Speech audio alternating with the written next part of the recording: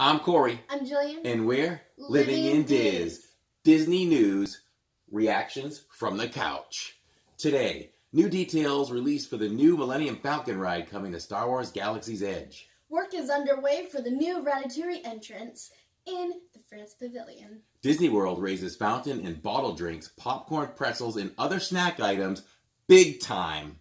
Oh no. Rafiki's Planet Watch at Disney's Animal Kingdom is going to reopen?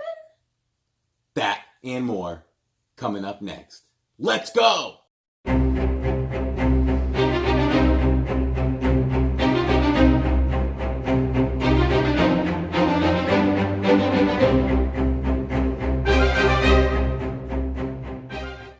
Welcome back to Living in Diz Reactions from the Couch Disney the third News edition.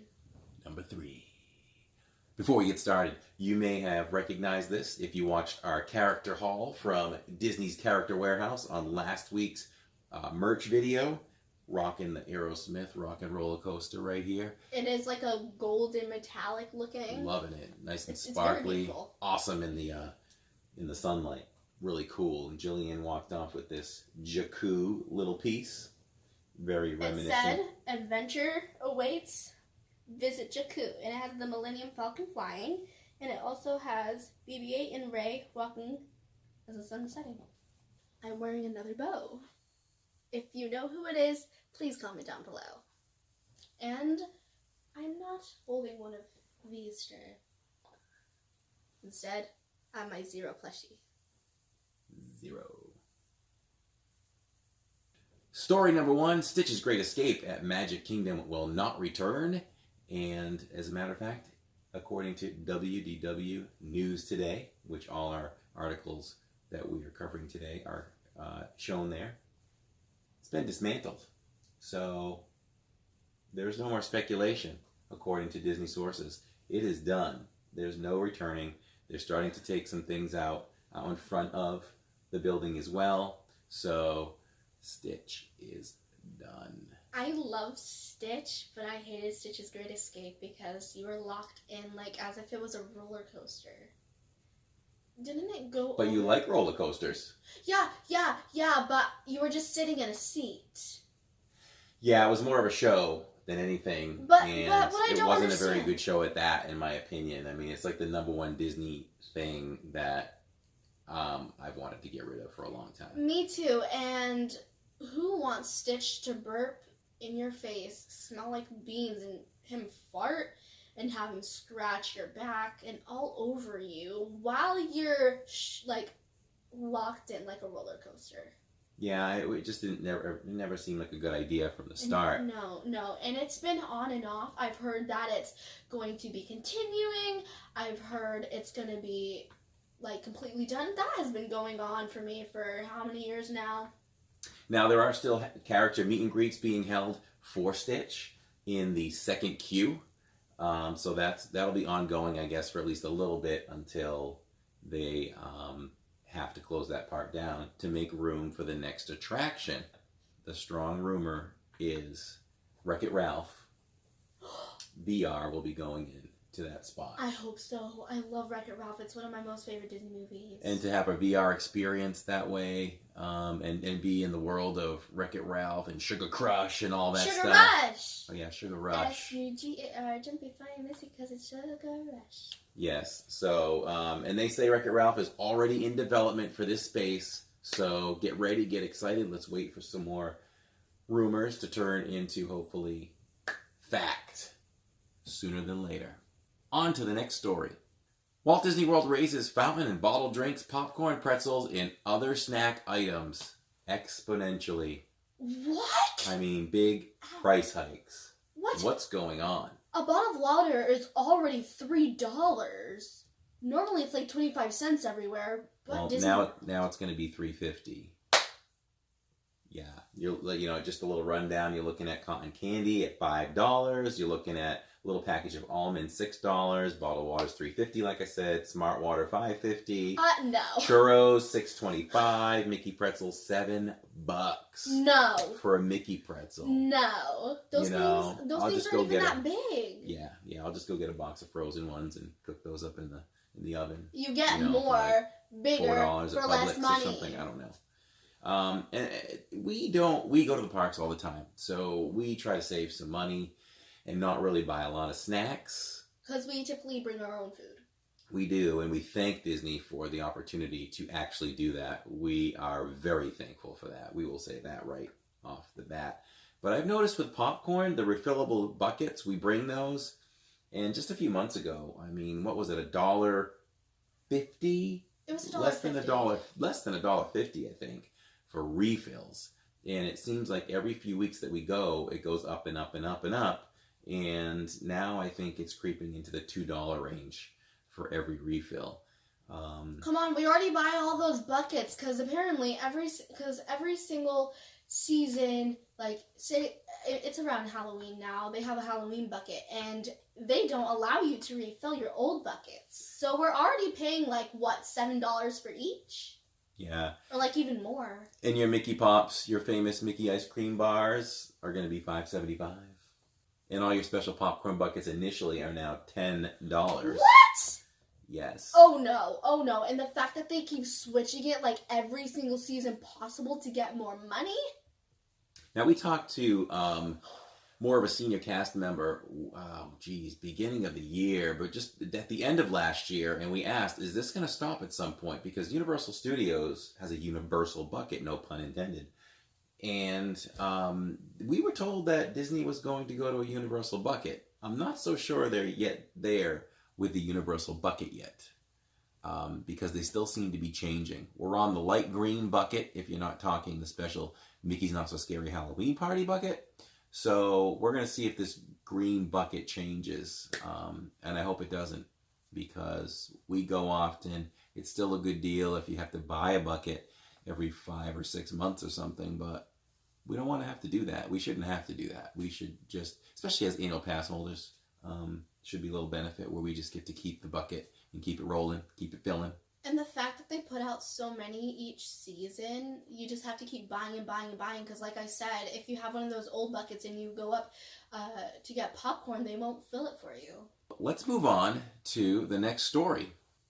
So construction has started on the entrance to the new Ratatouille area in the World Showcase, France Pavilion. According to WDW News Today, they have said guests will access the new area via the walkway to the right of the pavilion, just past the character greeting gazebo. They have said, yes, this does seem like it will be a huge bottleneck, and yes, it does lead down to a dead end where the attraction will be located behind the existing pavilion. Yeah, that sounds crowded. It does.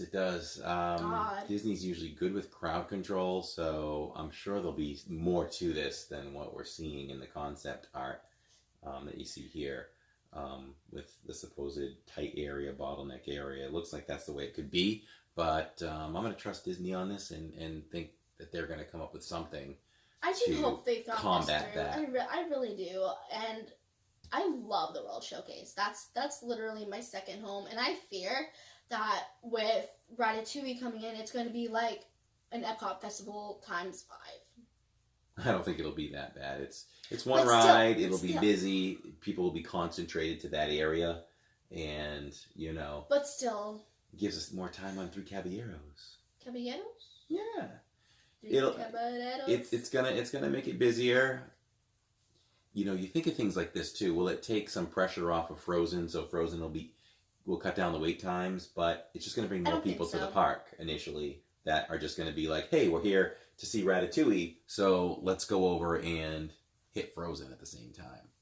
One other point with Ratatouille coming, and it's not coming out till May 2020. That is the official tentative date right now.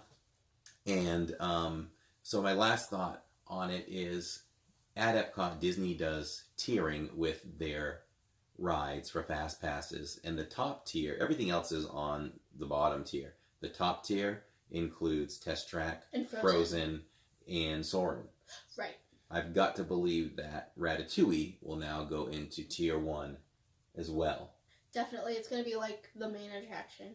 Yeah, for a while. It's going to be difficult to get for a fast pass, especially for annual pass holders who only get a 30-day window. That's going to be very tough for us to get. So, just another thought. that'll probably be in tier 1. Definitely. Guess we can move on to the next story. New details were released for the new Millennium Falcon ride coming to Star Wars Galaxy's Edge in Hollyood Studios. The ride will accommodate 42 guests at a time in 7 pods that seat 6 each. As we've long speculated, riders will be able to interact with environments and pods that will rotate 360 degrees. Whoa! Oh, there's not a ride that hasn't done that yet. The storyline of the ride is you are sent on a mission by Hondo Ohnaka, the pirate from the Clone Wars and the Star Wars Rebel, to bring back all of the loot. Exactly. And Imagineering executive Scott Trowbridge had this to say about the story. If you bring back all the loot and there's not a scratch on the ship, Hondo is really happy when you bring it back, and you might find yourself with some extra galactic credits in your account.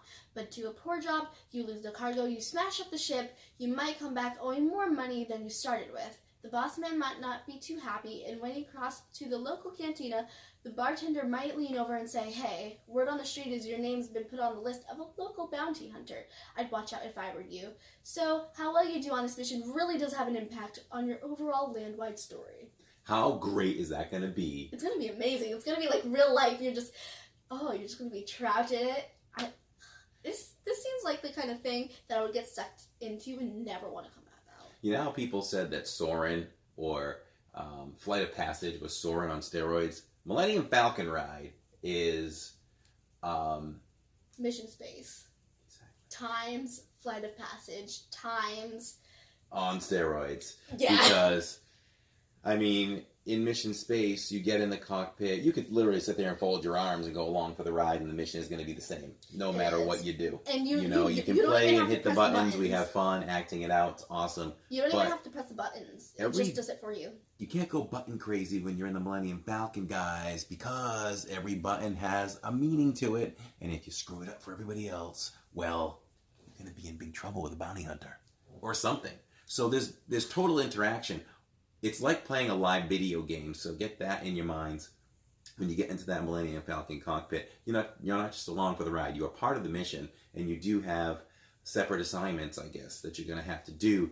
And again, whichever buttons you hit that X button, you're not supposed to hit the X button. You're going to blow up the Millennium Falcon or something. If you have a great mission, or if you have an average mission, or a very successful one, because of the information in your Magic Band, sometime during the day, walking around Galaxy's Edge, you may have an interaction with a cast member who would be an alien or a droid or something, and it's just going to be totally immersive that bartender. way. And I think that if you're staying in the new Star Wars hotel, that you may have interactions relating to your day as well there. That's my thought and expectation, and I may have heard that somewhere. Millennium Falcon is the greatest ship in the galaxy after all. It made the Kessel Run in less than 12 parsecs. Yes, it did. Now, let's speed off to the final story of the evening.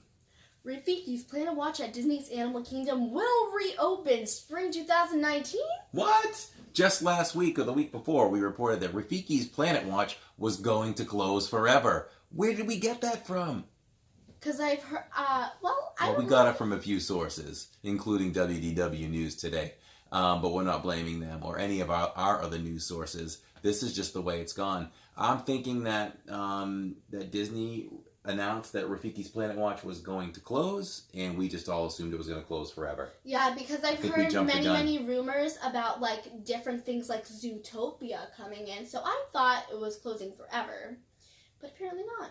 It's going to reopen with brand new refurbishments, and they're going to basically update it and change some things so it's more modern to today's current crowds. So we look forward to it. We'll be excited about it, and we will be there when it opens to show you guys what it's all about, so you can look forward to coming down and checking it out when it opens. That's the news. For now, I'm Corey. I'm Jillian. And we're Living in Diz. Signing off.